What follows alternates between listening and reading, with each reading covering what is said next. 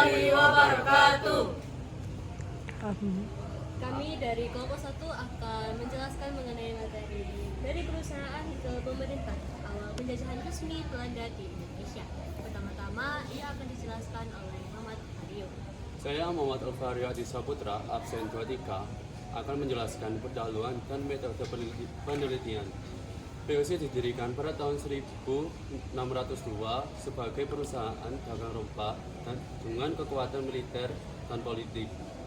Setelah mengalami korupsi, biaya operasional tinggi dan mengalami kemunduran ekonomi. Pada tahun 1799, VOC mengalami kebangkrutan secara besar-besaran.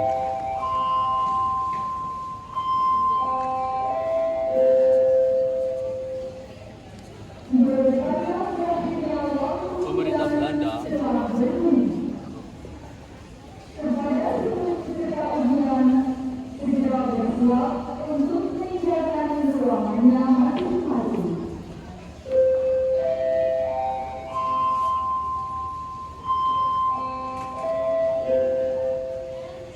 Pemerintah Belanda kemudian mengambil alih wilayah VOC pada tahun 1802.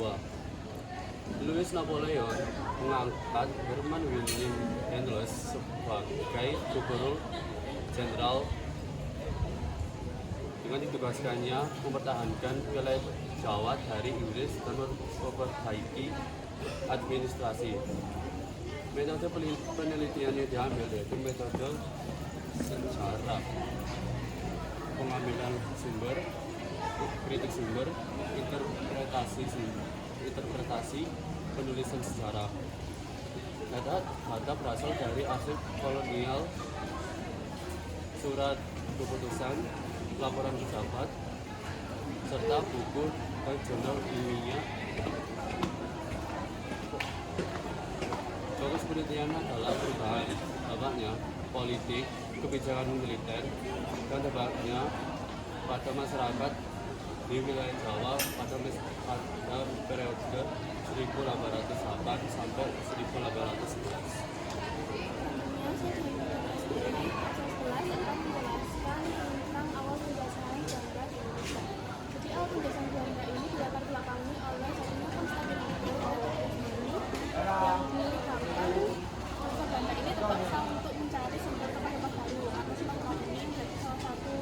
bahan baku yang penting bagi masyarakat Eropa. Dan mereka akhirnya melakukan penjelajahan samudra dan berlabuh di pelabuhan Banten dengan kapal yang dilapeni oleh Kapten Peter Cook, Peter Kaiser, dan Cornelis de Hoven pada tanggal 21 Juni 1596. Awalnya dagang barang pasar Belanda ini hanya niatnya tidak untuk dagang di Indonesia ini. Tapi mereka lama-kelamaan berubah menjadi untuk memenangkan monopoli perdagangan rempah di Indonesia. Selanjutnya karena adanya persaingan dagang antara bangsa-bangsa Eropa yang lain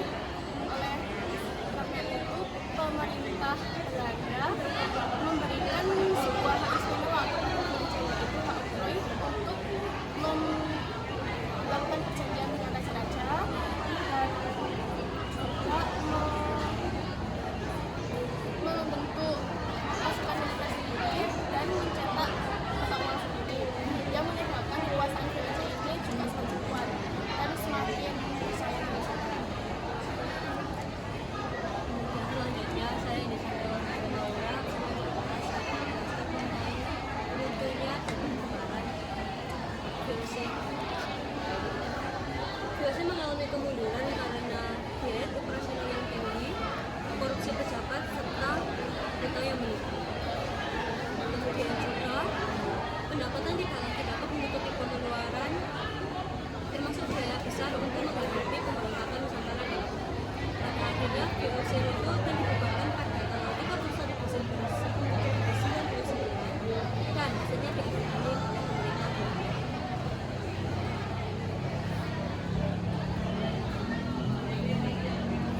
Kemudian, saya Hanaska Putri Hermanto dari absen 16. Saya akan menjelaskan tentang kebijakan yang dibuat oleh Herman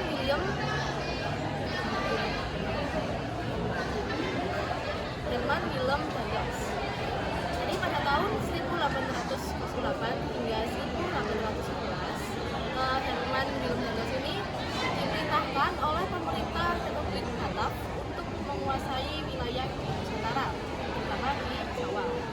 Kemudian di sini Daendels itu berusaha mempertahankan wilayah Nusantara agar tidak diambil atau agar tidak jatuh di tangan dari Inggris. Kemudian di sini Daendels mulai berpikir gimana strategi untuk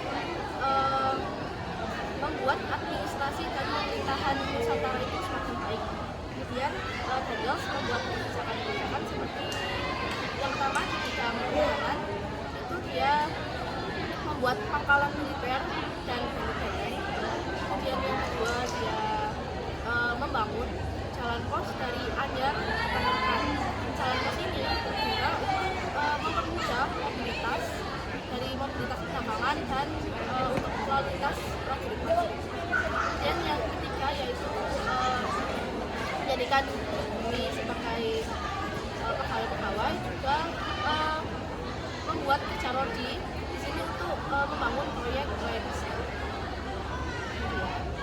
Yang kedua, Herman Willem Daendels dia di bidang pemerintahan dia membatasi kekuasaan raja dan bupati. Jadi dia sempat menguasai Mangkunegaran II, juga membentuk seperti pasukan yang dinamai Negrin Mangkunegaran, yang dia memiliki pasukan sebanyak prajurit sebanyak 1.150. Kemudian di bidang pemerintahan Daendels dia membagi wilayah Jawa menjadi 9 prefektur.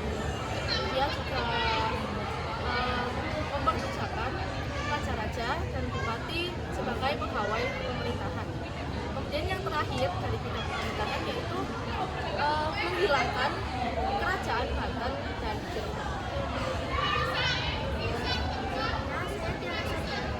Akan menjelaskan tentang kebijakan Daendels di bidang peradilan dan ekonomi sosial. Kebijakan Daendels di bidang peradilan itu membentuk 3 peradilan berdasarkan golongan, yaitu peradilan untuk orang Eropa, yang kedua peradilan untuk Timur Tengah, yang ketiga peradilan untuk pribumi dibangun di setiap prefekturnya. Lalu Daendels juga menerapkan peraturan pemberantasan korupsi tanpa pandang bulu untuk setiap golongan. Lalu kebijakan di bidang ekonomi sosial dimaksud perjanjian dengan penguasa Surakarta dan Yogyakarta yang mengakibatkan penggabungan banyak wilayah seperti Cirebon dalam wilayah kolonial. Lalu melakukan pemungutan pajak, meningkatkan komoditas tanaman yang laku di pasar dunia. Lalu mewajibkan rakyat melakukan penyerahan wajib hasil pertanian, dan yang terakhir melakukan penjualan tanah-tanah pribumi pada pihak swasta.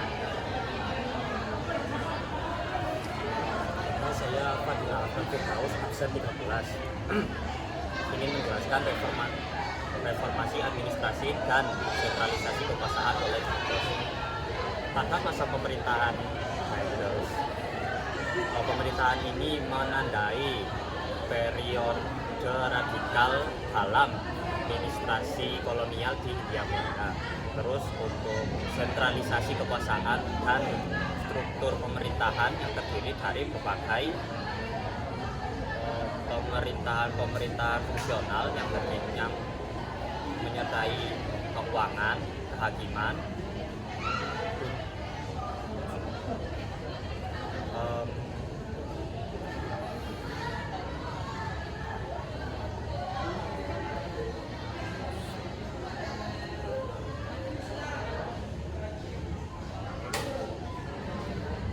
negara dan peperangan.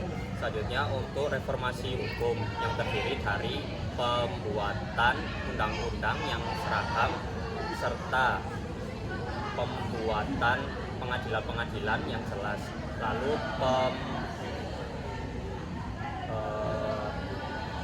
Lalu pembagian wilayah administrasi Pulau Jawa menjadi 9 wilayah besar yang disebut prefektur, yang dibagi lagi menjadi wilayah-wilayah berdistrik militer.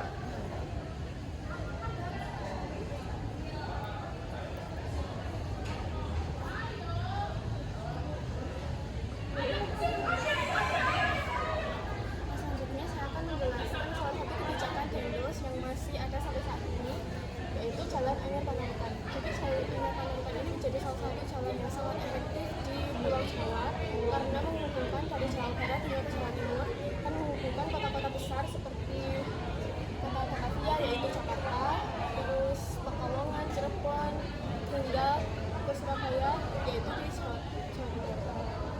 Nah, pada masanya Jalan Anyar Panarikan ini digunakan untuk mobilitas pasukan militer dan juga transportasi, selanjutnya juga untuk mendukung perdagangan dan aktivitas ekonomi pada masa itu, sehingga aktivitas ekonomi yang ada itu semakin lancar dan